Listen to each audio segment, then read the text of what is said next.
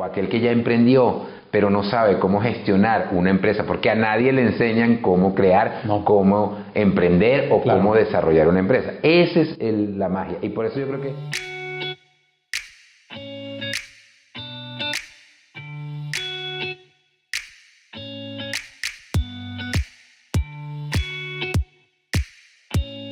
Nuestro canal está enfocado en negocios, muchos tienen que ver con negocios de salud y negocios de servicios.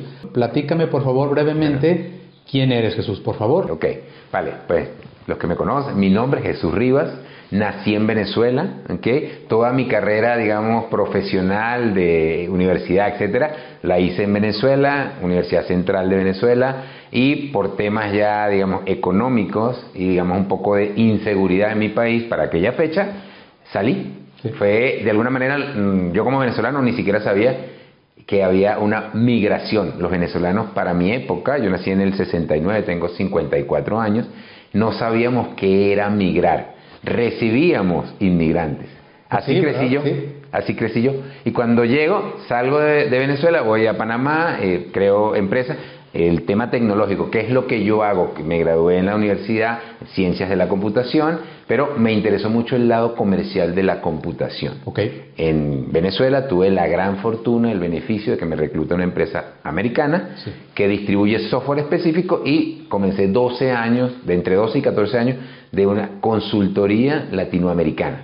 Éramos básicamente procesos, ¿ok? Claro. Entonces, eso lo aprendimos, y luego que la empresa americana deja Venezuela por otras razones, emprendo con un socio muy importante en Venezuela y creamos nuestra primera empresa.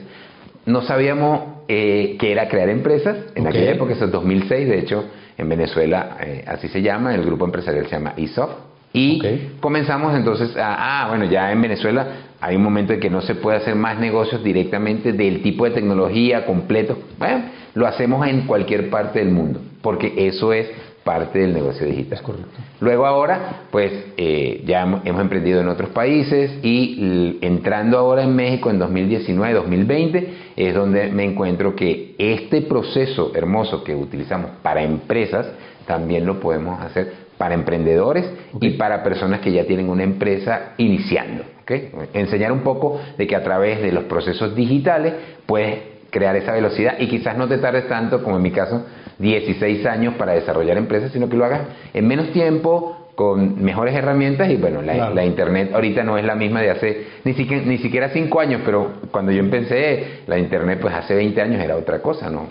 Entonces ahora yo creo que es el momento como oportuno para crear negocios digitales desde el punto de vista económico, porque es muy sencillo, no hay una gran inversión, y hay muchísimas herramientas y muchas personas que te podemos ayudar a crearlo. Por eso estoy en este segmento, y es utilizar el business to business, donde tengo una experticia de 26 años, aplicado al business to consumer, para acelerar los procesos de incubación de negocio y crear una empresa que realmente lleve procesos y que sea rentable, y que tú la puedas medir. Ayúdame traduciéndolos acuérdate que vamos a hablarle a los empresarios, a algunas personas que probablemente el término les pueda hacer un poco raro. Traduce, porfa, el término B2B, Business to Consumer, también, porfa. Sí, siempre hablamos de B2C como Business to Consumer, es decir, aquel negocio que se concentra en personas. Tus clientes, tus prospectos son personas, digamos como las llaman acá en México, persona física, ¿cierto? Y cuando hablamos de B2C, hablamos de que ese valor lo entregas para empresas. Entonces es lo que llaman acá en México personas morales. Perfecto, exacto. Entonces, la gran diferencia es que la forma para nosotros, desde el punto de vista para hacer negocios, es que en el B2B, que es decir, para empresas, pues primero tiene un proceso un poco más largo, porque hay unas juntas directivas, hay accionistas, y ya son empresas que de alguna manera han crecido y tienen un nivel. Entonces tú tienes que hablar con muchas más personas, muchos más directores, líderes, etcétera, y luego ir a una junta directiva, exponer tu proyecto, y eso normalmente lleva tiempo, ¿ok? Por la estructura de la empresa. Y en el B2C normalmente es un emprendedor o dos emprendedores que son socios, que crean una, y sobre todo ahorita con la startup, etcétera, hay empresas que muy rápido se generan, se ponen en funcionamiento, pero las abruma el tiempo. Entonces es darle ese mismo proceso, pero a estas empresas. La decisión en el B2C generalmente, y cuando hablo de decisión, es decisión de compra de algún tipo de herramienta, es más rápida, por eso mismo, porque son menos personas y porque la velocidad del negocio lo quiere. Entonces lo que es importante es utilizar yo pienso que es el proceso de negocio, como esa metodología en ambos lados. Se puede a herramientas diferentes quizás, que es lo que vamos a hacer. Más adelante te voy a preguntar de tu libro, el libro que hiciste junto con Carolina, porque a mí me gustó mucho el libro, se me hizo bastante claro y que, bueno, todas las personas que están ya en el ámbito del negocio, llámale pequeño empresario, emprendedor, como tú le quieras llamar, creo que va a ser obligado que lea este libro. A mí me interesa mucho que hablemos un poquito más adelante de tu libro. Súper.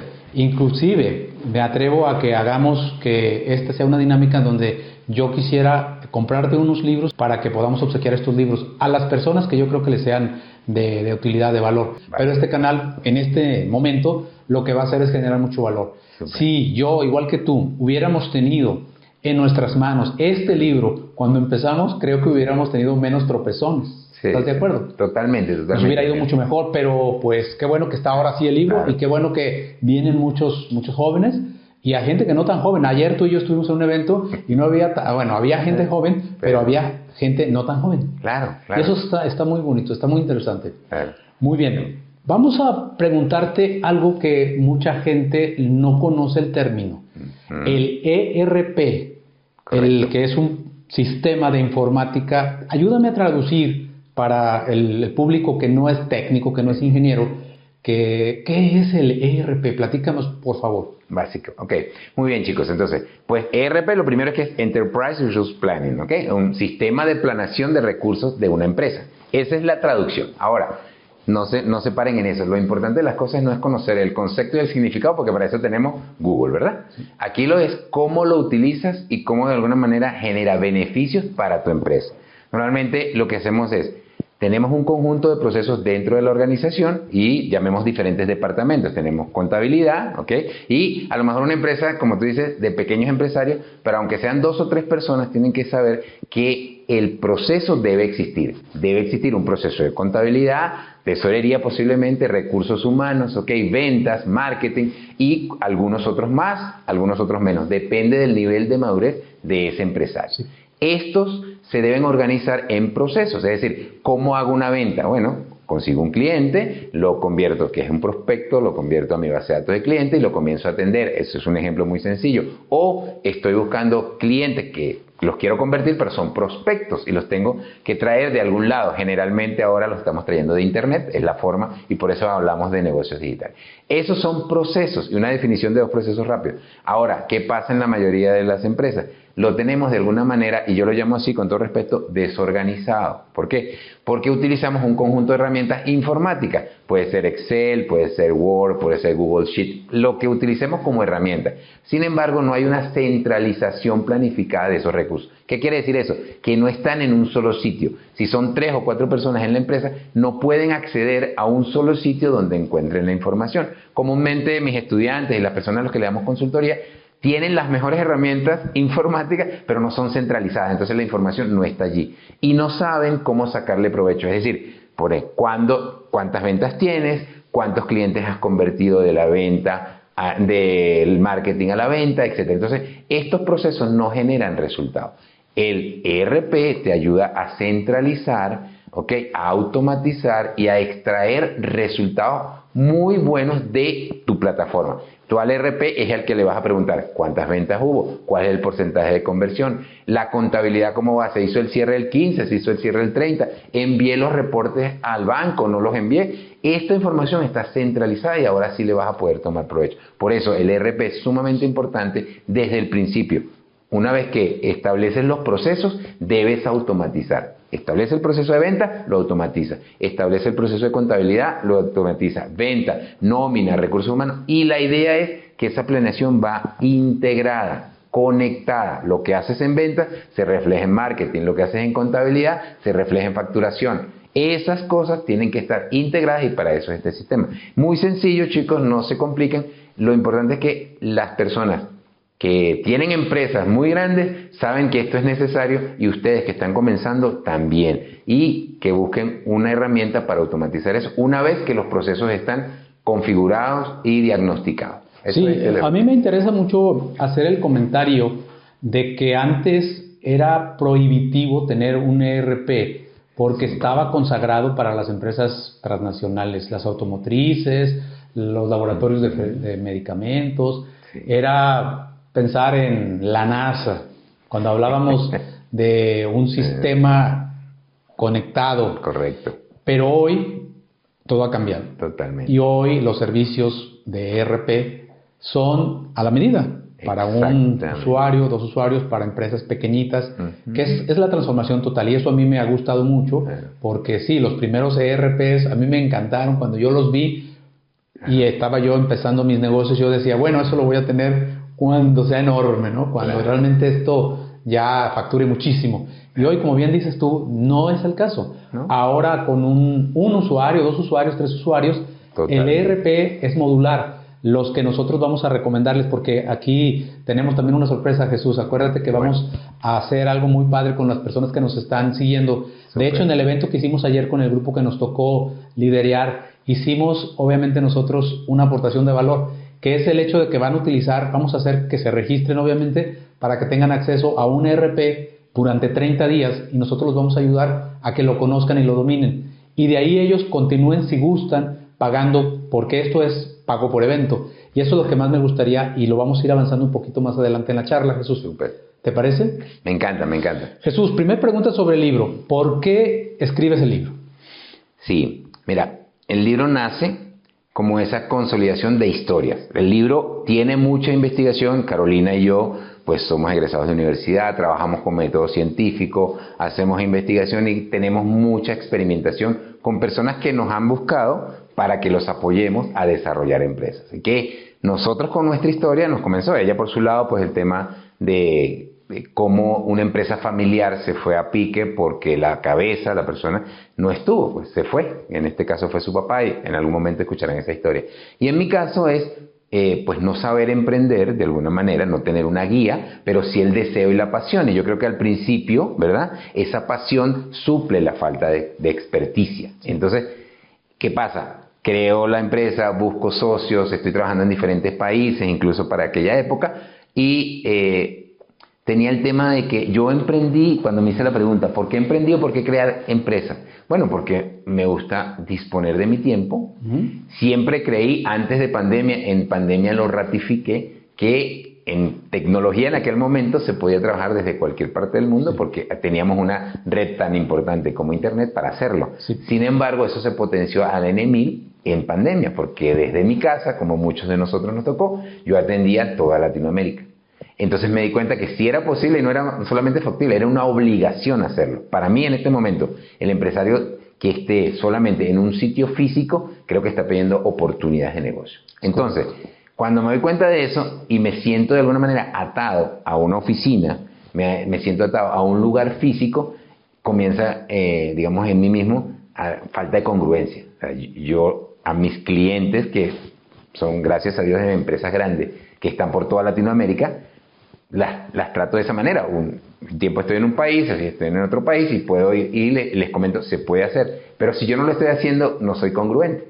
Eso comenzó un poquito ese dilema y me doy cuenta que comienzo a ser un autoempleado de mis propias empresas. Porque aunque yo cuando emprendí, cuando quería un proyecto nuevo, que era no trabajar para alguien más, que igual eso está bien y hay que hacerlo. Yo lo hice por 14 años, no me arrepiento, es súper rico también. Pero yo quería tomar decisiones, yo quería tener tiempo libre, quería independizarme, de alguna manera moverme sin necesidad de alguna manera estar pidiendo de algún tipo de permiso a un supervisor, etcétera.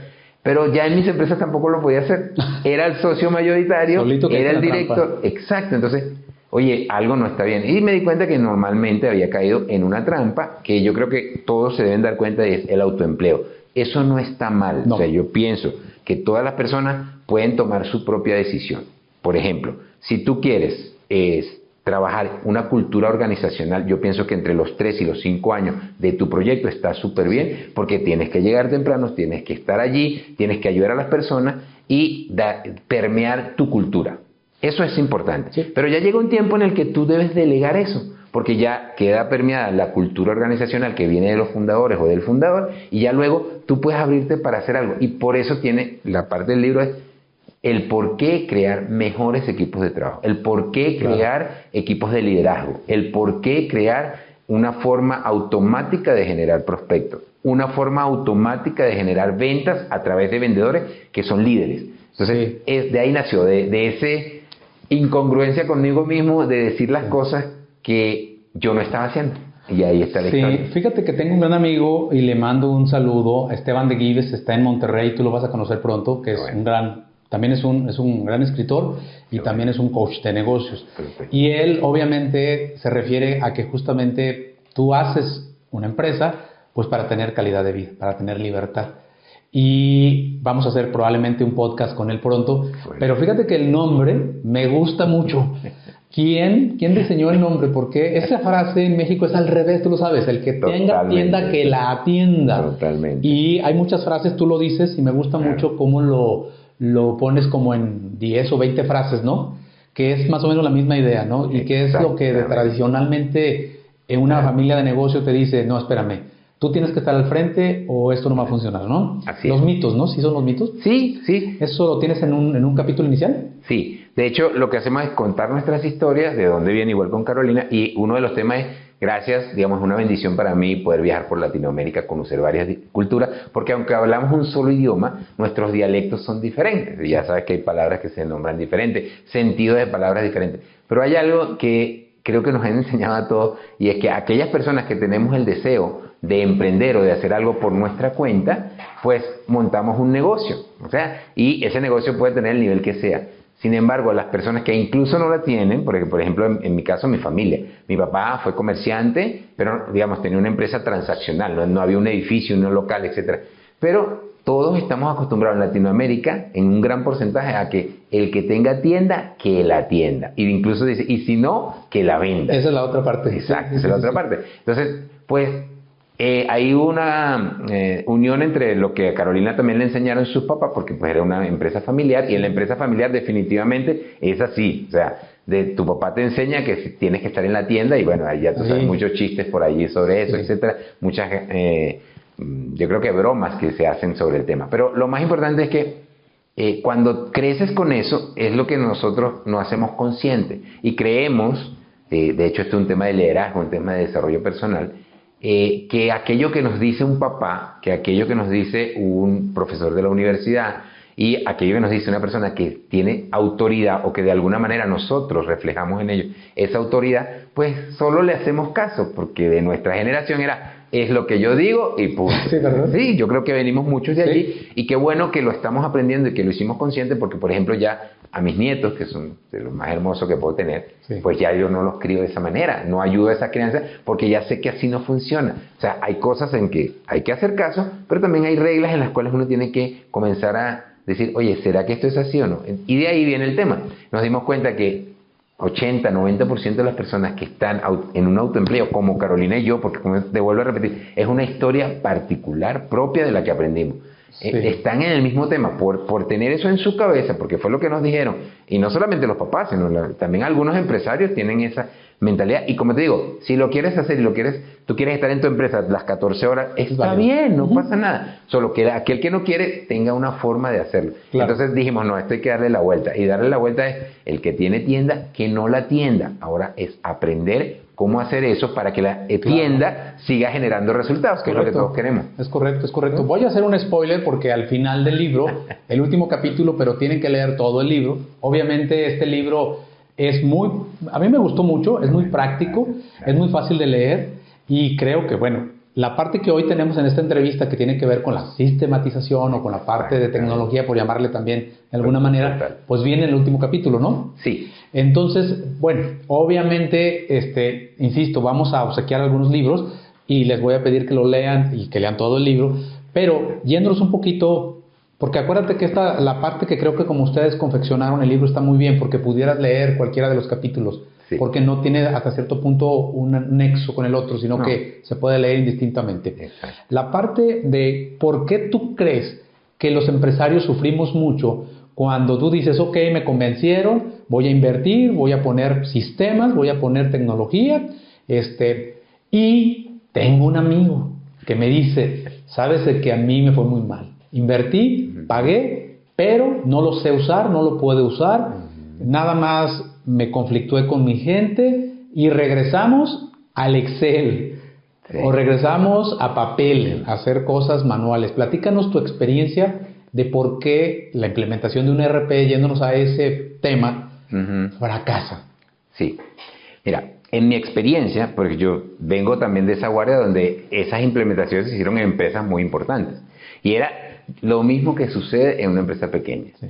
Hay una falta de comunicación y de sponsors. O sea, tú dentro de la empresa, lo primero antes de comprar el software, y yo sé que el software es muy importante, pero antes de eso, tú tienes que, como llamamos nosotros, socializar la idea. Ok.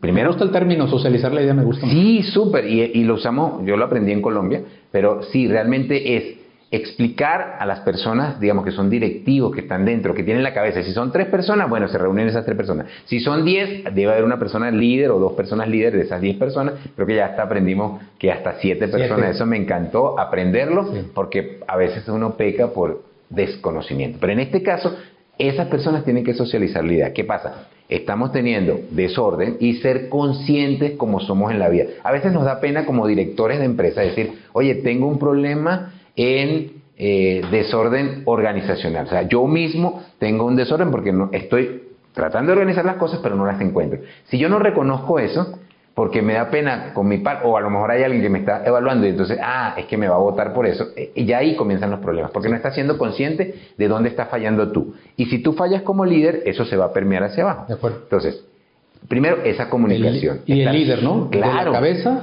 Total. Y los sponsors. Exactamente. Entonces, cuando tú dices, esto hace falta, y si así funciona, entonces comienza, ok, ¿hay formas de resolverlo? Sí.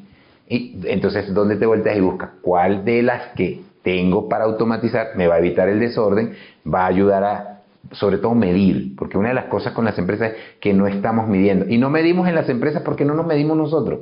Y eso es parte de crecimiento personal, crecimiento empresarial. Nosotros estamos convencidos.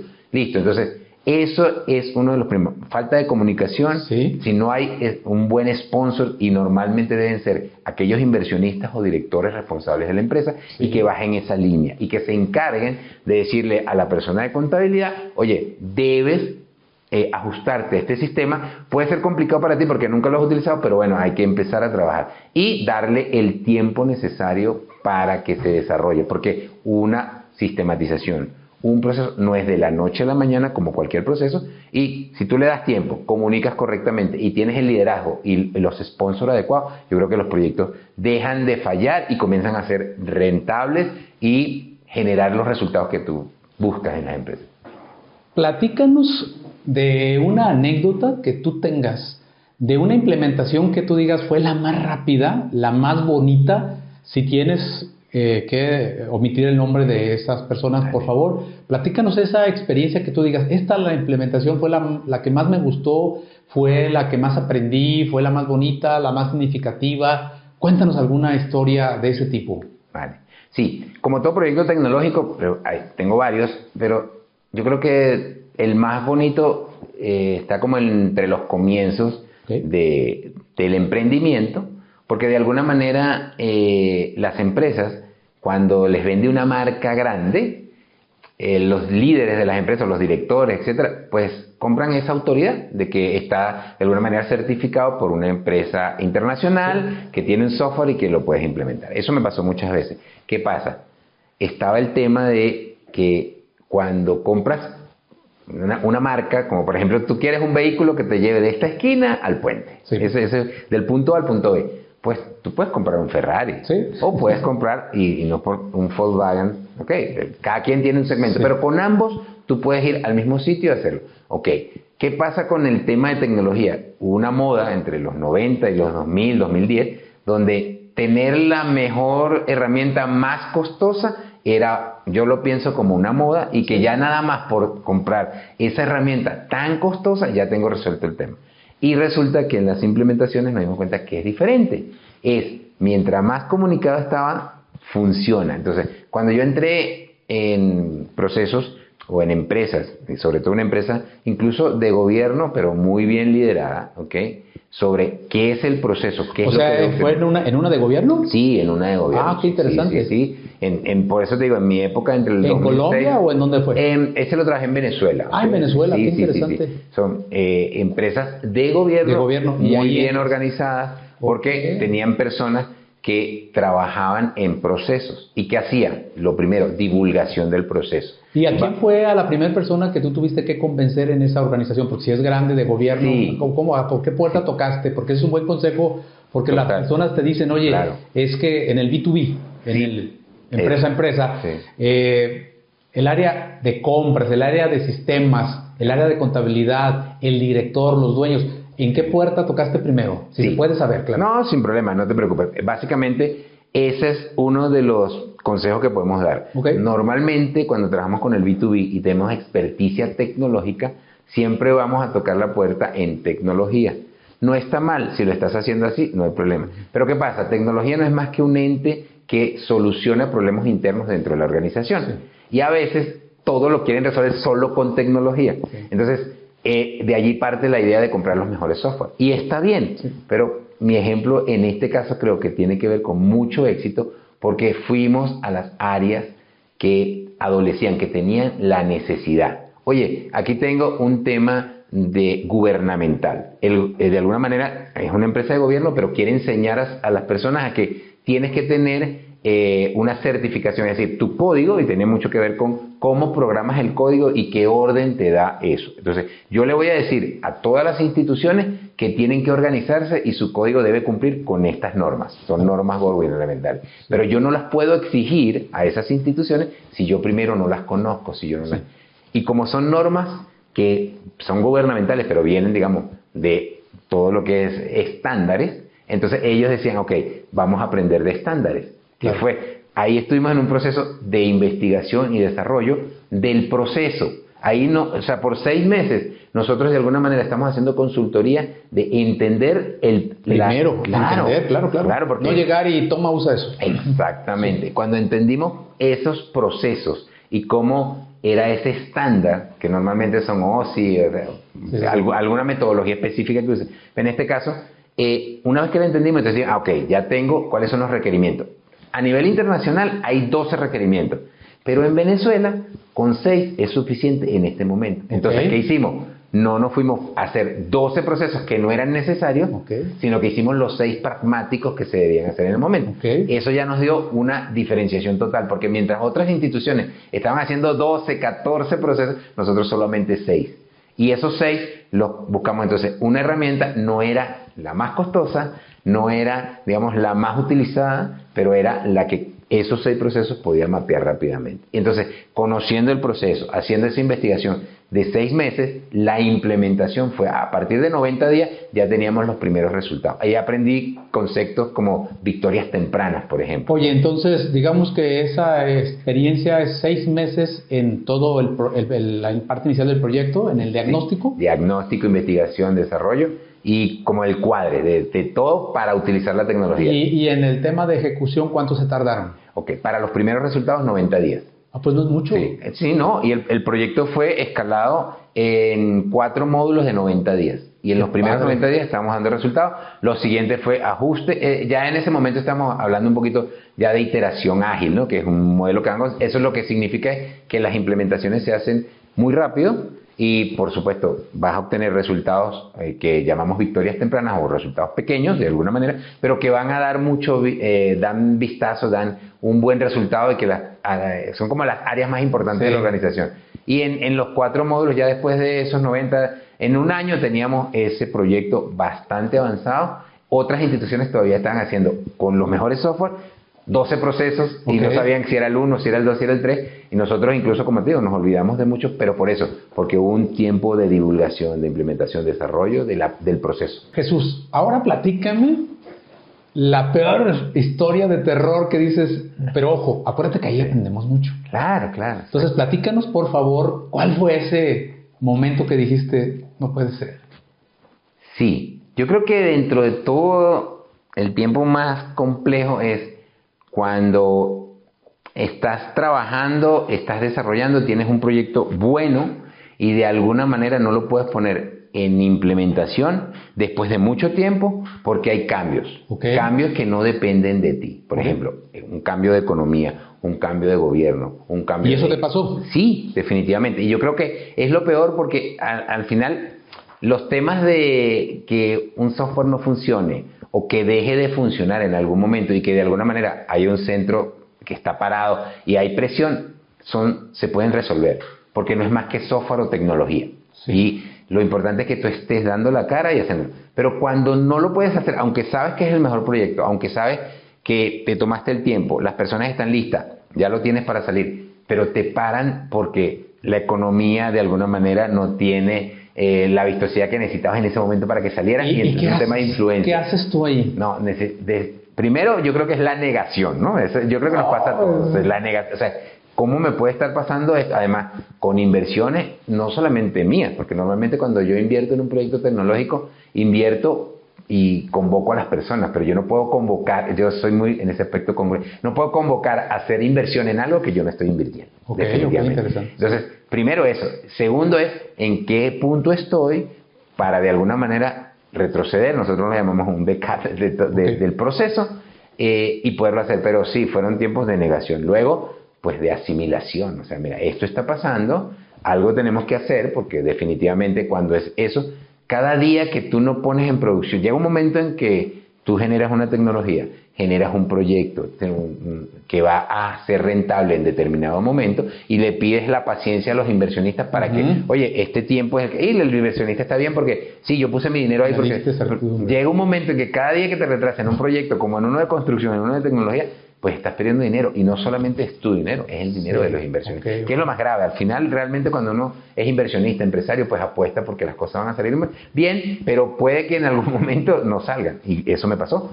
Pero cuando ya le das la cara a los inversionistas, de, oye, confío en ti, y entonces rápidamente dices, ¿qué tengo que hacer? Eso es, algo tengo que hacer. Y bueno, resulta que el proyecto era tan bueno que no solamente iba para un país, podía pegar en cualquiera de los países, porque iba dirigido, digamos, a gestionar la forma como la economía ayuda, ¿no? Sobre todo en centros de datos, cómo crear estadísticas, y cuando eso te cambia, tú tienes que buscar, yo creo que es otro sitio para jugar. Es eso. Otro sitio para jugar. Como cuando pasó la pandemia, o la Fórmula 1, te cambias de aquí y te vas a otro circuito. A mí me gusta mucho la Fórmula 1. Hay un tema que es muy importante cuando tú estás, digamos, como el director general o el CEO que le dicen ahora muy comúnmente a esta persona, cuando él tiene que decidir por cuál de las opciones, ¿cuál es tu recomendación en el sentido de, obviamente siempre es precio, entre más barato mejor, entre más rápido mejor, entre más conocida la marca del software mejor, entre que conozco a los ingenieros es mejor? ¿Qué elementos de valor tú sugieres que un director le dé prioridad a una toma de decisión por dónde irse? Porque imagínate que le llegaron 4 o 5 buenas propuestas, pero ¿cuál para ti, como un consejero que tuviera yo como director a mi lado, me darías de esa recomendación, Jesús? Súper. Mira, lo primero que yo haría, y pues me ha tocado como director general de una empresa de tecnología o de donde tú estés, primero que todo es, bien, evidentemente, tener un equipo de apoyo que conozca de los temas que estamos. El equipo de apoyo para ti va primero. Claro, claro. Ese consultor, que puede ser una persona de alguna manera, pero también en una empresa de alguna manera hay varias cabezas. Porque para eso ya tú eres el director y normalmente delegas cosas. Sí. Es tomar muy en cuenta y tener muchísima confianza en esas personas. ¿Okay? ¿Por qué? Porque cada área te va a decir de su necesidad, y seguramente esas variables vienen. La persona de finanzas te va a decir, oye, el más económico, ¿verdad? Sí. El de tecnología, oye, yo creo que el más famoso porque hay más personas que lo conocen y va a tener mejor soporte. ¿Okay? Sí. El de tesorería y finanzas te dice, oye, que nos den muchos más pagos. Entonces, es definitivamente confiar en tu equipo, reunirlo y decir, mira, tenemos que este tema, tenemos estas propuestas. Cada uno de ellos debe analizar toda la propuesta. Yo no creo que normalmente pasa. Del de tecnología le pasa nada más los precios y no le paso esta parte porque eso es técnico y él no sabe. No, o sea, léelo. Apertura. Claro, como equipo. Y reunirse y decir, ok, hacer tu tabla, y yo creo que el punto más importante es en el que todos coincidan. Ok, un punto en donde todos coinciden. Todos coincidan. Claro. Y normalmente, si no es el más económico, porque puede suceder, y eso es algo importante porque tengo un presupuesto, buscar la negociación con esa empresa. Y yo no creo, de verdad, y te lo digo, en Latinoamérica es así, en muchos países, lo primero que hacen es pedir un descuento. No, y es la palabra, y es algo, y de hecho muchos directores dicen, no, ya le pedí un descuento, después y te digo con toda la experiencia, o sea, y no pasa nada, o sea, yo creo que está bien, porque es una forma de que, oye, mi presupuesto no se ajusta a lo que tú me estás ofertando, pero yo creo que es un poco diferente, es qué valor me puedes entregar de alguna manera diferencial y a lo mejor en un proceso de pagos diferencial, diferente. Entonces, me vas a dar la calidad, pero a lo mejor no me lo das todo de una vez porque yo no lo necesito. Entonces, diluyes a lo mejor el tema de los pagos, pero yo como consultor te digo, ok, lo que tú ahorita necesitas primero es que el modelo de ventas, de facturación y de marketing estén listos. Esas tres los vamos a hacer primero y los otros los estás obteniendo, pero ahorita es como si no lo estuvieras pagando. Si estás pagándolo, pero no lo estás pagando porque no lo tienes implementado. Entonces, eso te lo pueden dar. Entonces, es buscar siempre una mejor forma de implementar el software, ¿ok? Y de que el dinero de alguna manera lo puedas pagar mejor en el tiempo, pero con una buena calidad. Porque normalmente, ¿qué es lo que pasa? Si pides un descuento, las empresas de tecnología te lo van a dar, pero lo que están es recortando la calidad. Entonces, algo que te tomó 6 meses analizar, muy bueno, tremendo proyecto, cuando tú pides el descuento de la empresa, pues de alguna manera quiere vender también, porque depende de unos números como todas las empresas, lo que hace es, de alguna manera, cortar el proyecto, incluso en áreas que son, yo digo, críticas.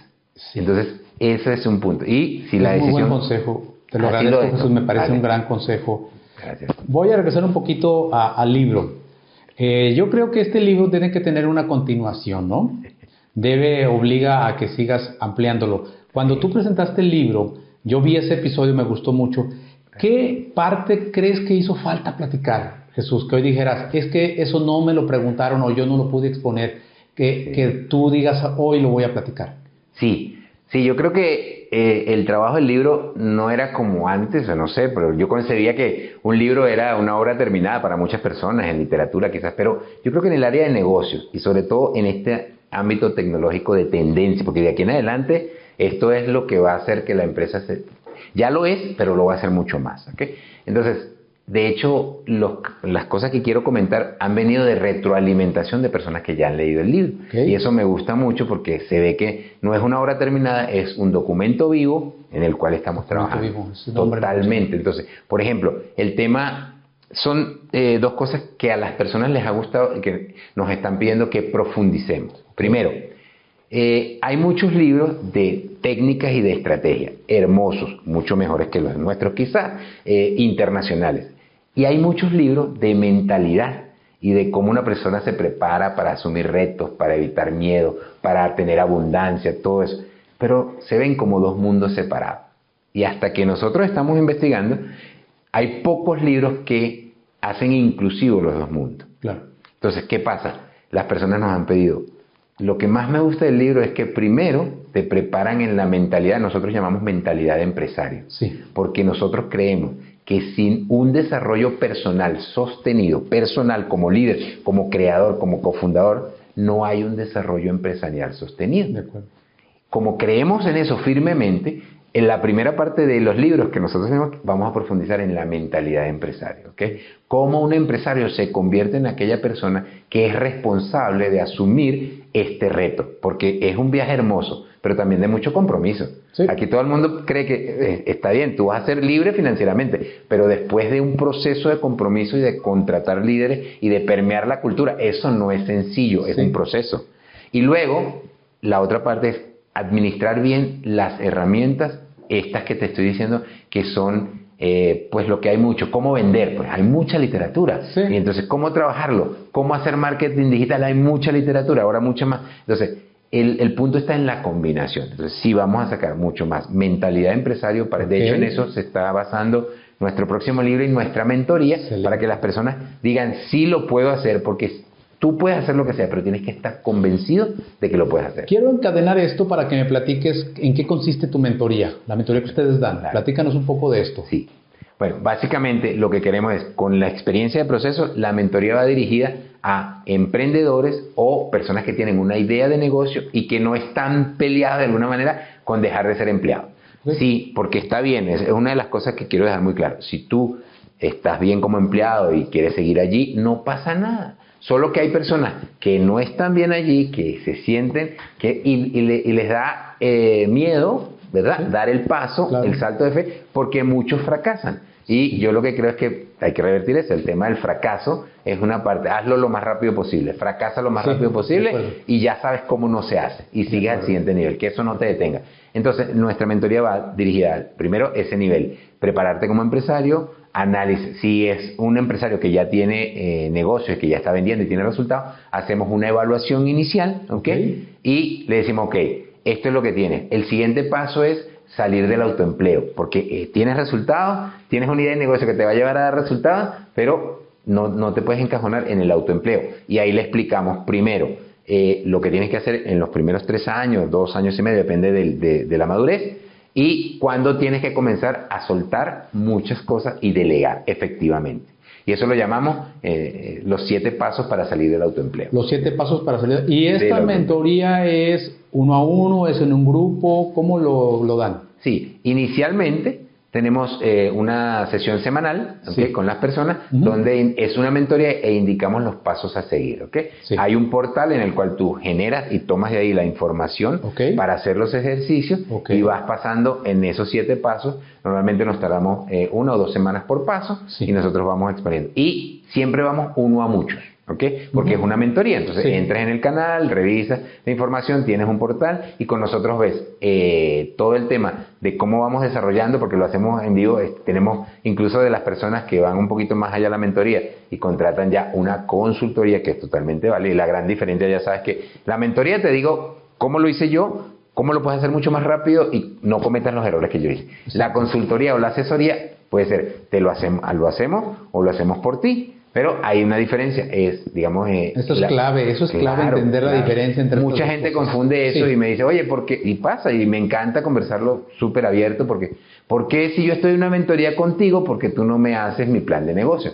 Porque la mentoría es enseñarte a ti cómo lo haces, la mentoría es dónde no debes fallar y es para todos. Si tú me dices, mi plan de negocio ya puede ser o una consultoría o una asesoría, y ya son momentos diferentes, porque mi tiempo no está para muchos, sino para uno. Entonces, esos tiempos de los profesionales se miden así, y es un poco que las personas lo comprenden. Pero totalmente, en este momento, gracias a Dios, todavía lo estamos haciendo Carolina y yo con algunos empresarios, y ya tenemos personas que estamos entrenando para que lo hagan y utilizando mucho de herramientas digitales. ¿Okay? Entonces, la mentoría va en eso, en que te conviertas en esa persona que primero ya piensa en la estructura de su negocio a través de una evaluación, en que tenga los 7 pasos para salir del autoempleo, y nosotros le damos incluso hasta una masterclass que llamamos directamente los 3 secretos para aprender a invertir, ¿ok?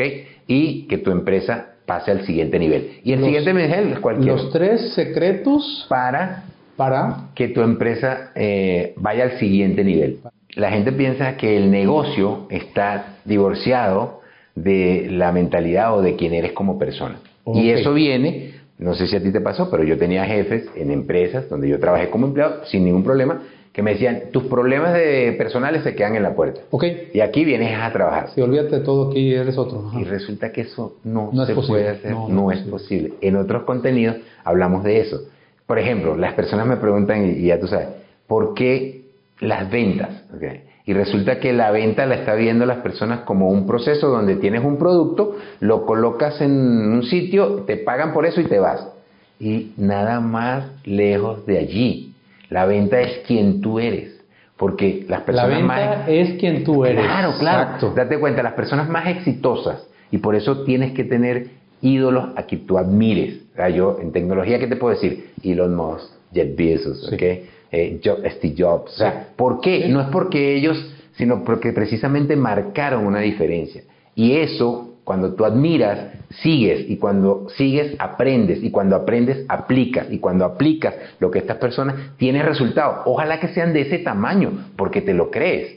Pero vas por una guía. Porque si ellos lo hicieron, tú también lo puedes hacer. Punto. Lo crees. Entonces, es como persona. Entonces, la venta no es más que todo lo que tú haces como persona es una venta. O sea, cuando tú esto que estamos haciendo aquí, expresar lo que yo siento, lo que amo, que es la pasión por la tecnología, es las personas que me escuchen, si saben que lo hago desde el corazón de la pasión, estoy vendiendo una idea.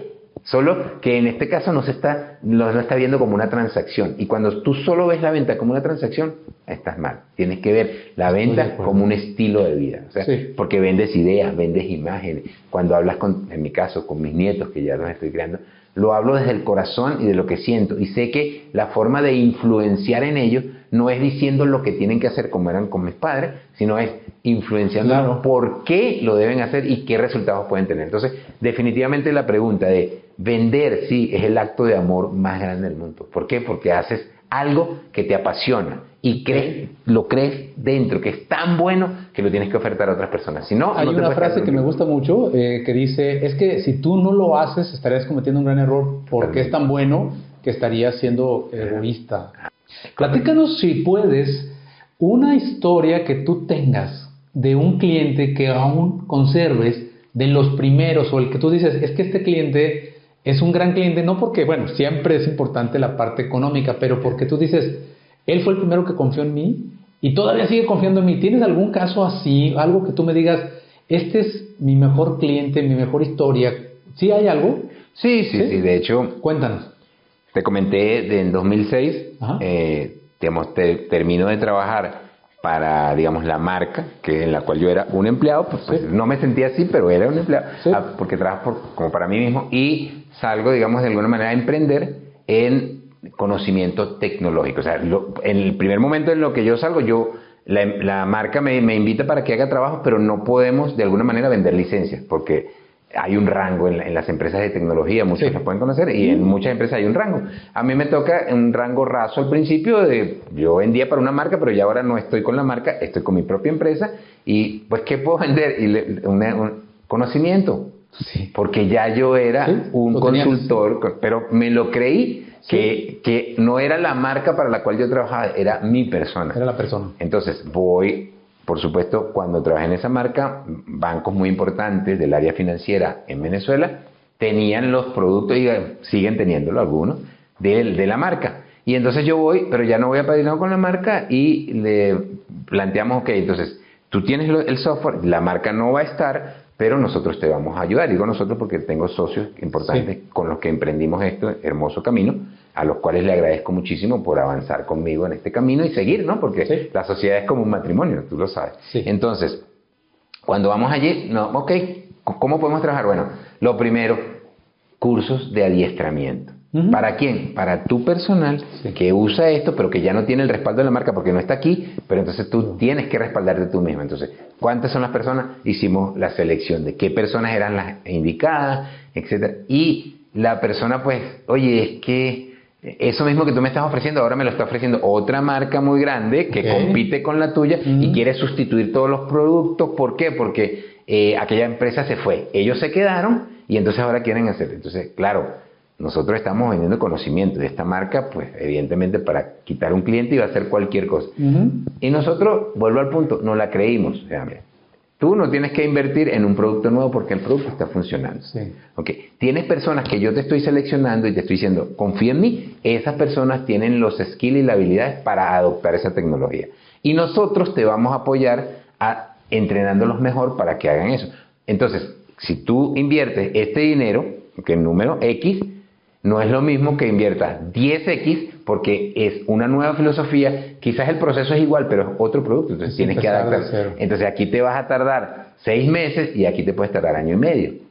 Nosotros somos pequeños, pero lo que te estamos garantizando es que va a seguir tu plataforma y de alguna manera la marca también nos va a seguir apoyando, porque aunque no esté en el país, no todas las marcas están en todos los países. Así es. Y eso, la persona, yo recuerdo cuando fuimos a una licitación, unas preguntas, todo, ¿no? O sea, como es un proceso de compra formal en una institución. Y lo más bonito es que abrieron los sobres, estaban las propuestas, estaban todo. Y bueno, nos dijeron al día siguiente para ir a conversar con el director, que gracias ahora está en Canadá, y es un muy buen amigo, está en una institución muy grande, Scotiabank, o sea, imagínate, claro, grande, y migró de Venezuela. Y realmente y él ya tomando la decisión dijo, lo voy a hacer por ustedes, digo mi socio principal y yo, porque me han dado la confianza, porque han estado aquí con nosotros apoyándonos ya desde el tiempo atrás, y en este momento lo único que cambia es, no tienen un logo tan grande detrás, pero creo que es importante las personas, la confianza, ya nos conocían, y yo creo que esa fue una historia muy bonita. De hecho, actualmente una de esas instituciones todavía sigue siendo cliente en Venezuela, y les agradezco mucho a ellos. Ya después les hablo de sus logos y todo, acá no lo puedo hacer, pero son de verdad, porque son relaciones a largo plazo. Y las personas que en algún momento entrenamos hace 10, 12, 14 años, ahora son directores en esas instituciones y vienen con una trayectoria. E incluso, te puedo decir, y de verdad que eso me mueve mucho, es que a veces me llaman para seleccionar tecnología que yo no represento, que no vendo, y que no, porque tecnología es muy grande. Pero eso es un orgullo, ¿verdad? Qué bonito. Totalmente, que para eso, ¿no? Porque es confiar en el, y eso para mí vale más que cualquier otra cosa. La verdad que eso les agradezco, y aprovecho tu canal para que ellos saben quiénes son, y seguro lo van a llamar. Lo van a ver, vas a ver que sí. Fíjate que esa parte a mí también me gusta igual, o sea, porque yo creo que tú tienes confianza, ¿no? Por ejemplo, si tú eres de una ciudad, vamos a poner el ejemplo que estás en Bogotá, y yo recuerdo cuando fui a Bogotá que hay un restaurante muy famoso, Andrés Carne de Res, que es un referente, ¿no? Sí. Y entonces tú puedes decirle con toda confianza a alguien de Colombia, recomiéndame un lugar, muy buen lugar. Así es. Y tú no eres ni dueño, ni accionista, ni nada tienes que ver con la comida. Claro. Pero un amigo te lo dice, sí, es un buen lugar. O ¿sabes qué? No es tan buen lugar. Hace rato platicábamos de que aquí en México es muy común que a alguna persona que viene de otro país le damos a comer picante como si fuera mexicano, y eso no está bien, porque le vas a afectar el estómago, y si está de viaje en un hotel la va a pasar muy mal, ¿no? Pero o sea, tú eres el que estás en esa ciudad, tú eres el de ese país. O lo que yo te decía, oye, si yo tengo que ir, voy a poner un ejemplo, si yo voy a tener que ir a una Fórmula 1, a uno de los de los episodios, a uno de las carreras, ¿cuál crees tú que, como va a ser mi primera Fórmula 1, yo debería de ir? Super. Y entonces tú dices, bueno, ni vendo boletos, ni soy representante de Ferrari, ni de nada de esto, pero tu amigo está esperando que tú, que eres más experto que él en el tema de automovilismo, le digas, mira, ve a esta ciudad, en esa ciudad se la pasa uno muy padre. Exacto.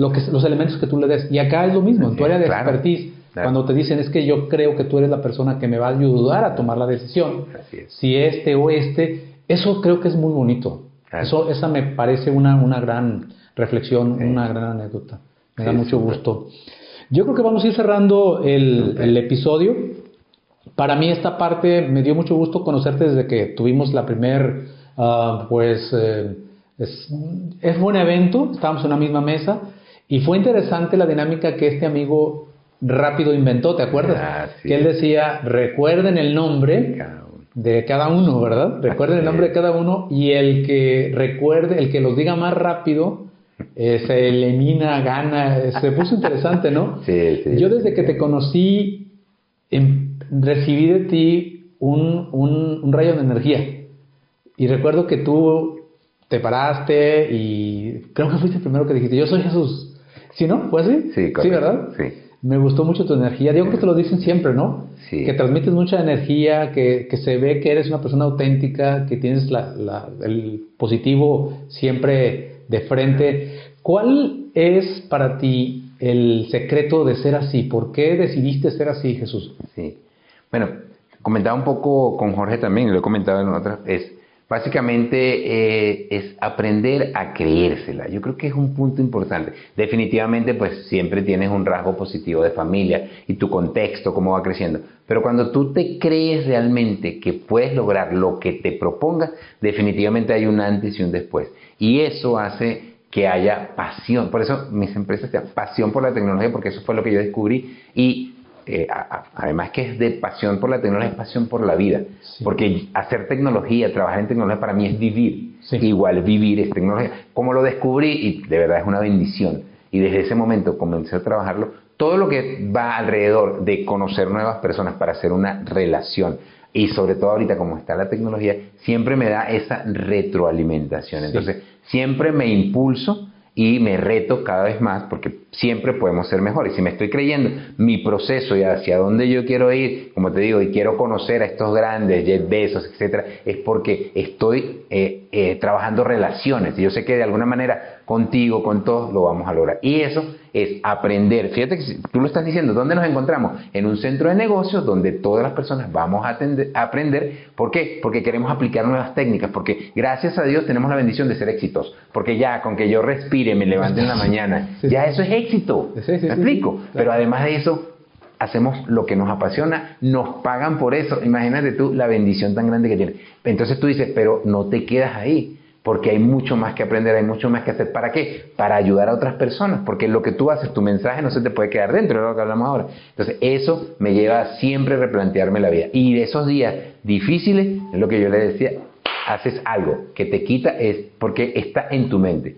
El dejar de ser positivo, el irte por el lado negativo de las cosas, está en tu mente, no en otro lado. Entonces, ¿qué es lo que tienes que buscar? Personas, empresarios, que te ayuden, que es tu influencia, tu círculo de influencia, y tú siempre estar pensando en lo bueno que tiene la vida, o sea, la bendición que tienes, y agradecer. Eso te hace enérgico, te hace destacar, porque son partes importantes del ser humano. ¿Cuál puede Jesús reconocer como su mejor hábito o su principal hábito? El que tú dices, este es mi hábito, de ahí tengo otros, pero ¿cuál es el número uno de tus hábitos positivos? Mira, sí, yo creo que mantener la mente positiva. Ajá. Y la energía para conservarla, o sea, y la conciencia. Yo creo que esa o sea, porque tú dices, sí, tengo personalidad positiva porque siempre estoy pensando en eso, ¿ok? Pero ¿qué pasa? Debes también tener la conciencia de cuando, porque no todo el tiempo estás positivo, eres un ser humano. ¿Sí? Los seres humanos, total que nos llega en nuestra vocecita que está allá. Entonces, una de las cosas que he aprendido y que estoy practicando mucho más cada vez, cuando tengo esos, llamamos diálogos, digamos, negativos en tu mente, y todos los tenemos, lo que hay que conocer, ya aprendí, o hago algo diferente, o tengo un diálogo que digo, cállate, aprende y aplica. Cállate porque es algo que, y a lo mejor a veces algunas personas lo oyen, pero es eso. Y mantenerte siempre estudiando, de alguien que más, o sea, un libro una persona que tú admiras y que le ha funcionado. O sea, por ejemplo, me encantan las biografías. Entonces, la biografía, eso es padre. Porque hay puntos de la biografía. Me gustan las historias de los negocios, los grandes negocios, cómo se juntaron. Hablamos, eso te ayuda mucho a que ese diálogo se apague. Siempre acción. O sea, siempre acción. Esa frase está bonita, siempre acción. Deberías de ponerla en el próximo libro. Listo, siempre acción. Lo voy a tomar en cuenta. Oye, Jesús, ¿qué canción me recomiendas que me vaya escuchando a mi casa, que me recuerde a Jesús, a ti? Que digas, esa canción, Eduardo, la tienes que escuchar, porque cada vez que la escuches te vas a acordar de Jesús, tu amigo. ¿Cuál es la canción que yo debo de escuchar hoy de camino a mi casa en el coche? Mira, la canción que es Jesús, esa es la canción con la que te vas a acordar de Jesús. De hecho, muchos de los que me conocen no me dejarán mentir. Yo hago eventos de conversión en Sudamérica. Trabajamos todo el tema del legacy, lo que tú vas a crear, y creemos que es a través del negocio digital. En estos momentos es el momento de internet. Entonces, cuando abro con Viking Japan de Alphaville o Alphaville. Esa es la canción que más me mueve. Y de hecho, uno de los puntos es que cuando estoy bajo de energía, Alphaville para mí es, porque viví muchos momentos interesantes, los sonidos. Tiene todo el Viking Japan y todo, es de las que más me gusta. La voy a poner de camino a mi casa. Qué bueno. Bueno, pues vamos a dar por concluido este episodio. No antes sin agradecer a nuestro gran amigo Jesús Rivas, que estuvo hoy. Él es obviamente, yo lo voy a considerar como un consejero para lo que vamos a hacer en lo sucesivo. Cada una de las personas que deje sus comentarios, que se registre, nosotros personalmente lo vamos a atender. Vamos a hacer una lista de las personas a las cuales podemos darles una cortesía de 30 días en donde van a poder usar el ERP que nosotros representamos, que es Odoo, para que lo conozcan y para que no solamente le piquen y no hagan nada, sino al contrario, para que de verdad obtengan valor. Y pues te quiero invitar obviamente a esta hazaña que vamos a emprender, y vamos a regalar varios libros que yo te voy a comprar para regalarle a las personas. ¿Qué crees que tendría que ser la dinámica para obsequiar esos libros? ¿Cuál sería la parte bonita, la parte divertida? ¿Qué me sugieres que hagamos? Oye, bueno, creo que hablé de los procesos más importantes de una empresa, ¿verdad? De Ajá. un empresario. Entonces, Sí. el que nos diga cuáles son esos 2 procesos más importantes de los que hablé en esta charla, como empresario para emprender, Los 2 procesos más los 2 importantes. procesos más importantes, ¿ok? Y les vamos a obsequiar esos libros. Así es. Entonces, Jesús, por favor, pásanos tus redes sociales, tu contacto, para que toda la gente se conecte contigo y con nosotros, pero los tuyos, por favor. Gracias, sí. En Instagram son Soy Jesús Rivas, así. Soy Jesús S-O-I, Rivas. Jesús Rivas, todo pegado, con V.